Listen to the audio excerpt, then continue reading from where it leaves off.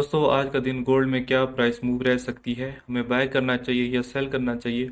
आइए समझते हैं एक टेक्निकल एनालिसिस के साथ, ताकि आप लोग भी उस तरह ट्रेड कर पाओ। देखो आज का एनालिसिस इंतहाई क्रिटिकल है। आज आपने नहायत गौर से देखना है, क्योंकि आज गोल्ड या तो बहुत ज़्यादा पंप करेगा या हो सकता है यहाँ से क्रैश कर जाए। तो अपने अकाउंट्स को, अपने वॉलेट्स को सेफ रखने के लिए ये एनालिसिस का देखना आपके लिए बहुत ज़रूरी है। तो फर्स्ट ऑफ ऑल मैं आपको ये बता दूं कि जब से गोल्ड में एक ज़बरदस्त किस्म का मोमेंटम बना था और गोल्ड ने अपने एक ऑल टाइम हाई लगाया था 3500 का, उसके बाद एक कुरेक्शन आई थी। तो जब भी कुरेक्शन आती है उसके बाद एक और अपसाइड का मोमेंटम बनना चाहिए था, लेकिन गोल्ड यहाँ पर एक अपसाइड का मोमेंटम बनाने में क्लियर नाकाम हो चुका है और 3440 के एरिया से यहाँ पर एक रिजेक्शन आई थी।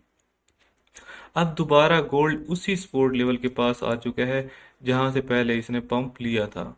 अब ये एरिया इंतहाई क्रिटिकल है, मैं इसको मार्क करके आप लोगों के लिए रख लेता हूँ। ये तो ये हमारी है एज अ सपोर्ट। जो तो ये हमारा एक डिमांड जोन है जो कि है 3194 से लेकर 3220 के आसपास का एरिया, जो कि डेली के टाइम फ्रेम के हिसाब से है। लेकिन क्योंकि हम रिटेलर हैं और हमारे पास कैपिटल छोटा होता है, तो हमने उस हिसाब से ट्रेड प्लान करनी होती है। तो हमें एक ऐसी ट्रेड चाहिए जहाँ से हमें स्टॉप लॉस कम से कम मिल सके। तो उसके लिए हम चलते हैं M15 के अंदर। दोस्तों कल मैंने आपको ट्रेंड लाइन मार्क करके दी थी और आपको बताया था कि इस ट्रेंड लाइन का यूज़ हमें मिल सकता है देखने को। तो यहाँ पर आप क्लियर देख सकते हो, मार्केट एक ड्रॉप करती है, ड्रॉप करने के बाद एक कुरेक्शन अप साइड की लेती है, फिर ड्रॉप करती है। ठीक है, इस तरह यहाँ पर भी कुरेक्शन, फिर एक ड्रॉप, कुरेक्शन, इस तरह मार्केट चल रही है। लेकिन अब यहाँ पर हमें मार्केट एक सरप्राइज दे सकती है। अब वो सरप्राइज क्या हो सकता है? वो सरप्राइज हो सकता है यहाँ पर इस लेवल की रेजिस्टेंस। ये आपने इंतहाई केयरफुली वॉच करना है। अब ये हमारे पास एक लोकल सप्लाई जोन है और ये हमारे पास एक लोकल सपोर्ट है।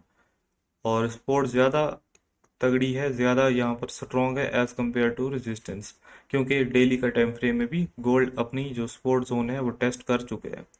अब एक यहाँ से एक मोमेंटम बन सकता है, और जो इस पैटर्न को ट्रेड कर रहे हैं कि मार्केट ड्रॉप लेती है, कुरेक्शन ड्रॉप कुरेक्शन, उनके स्टॉप लॉस यहाँ पर हंट हो सकते हैं।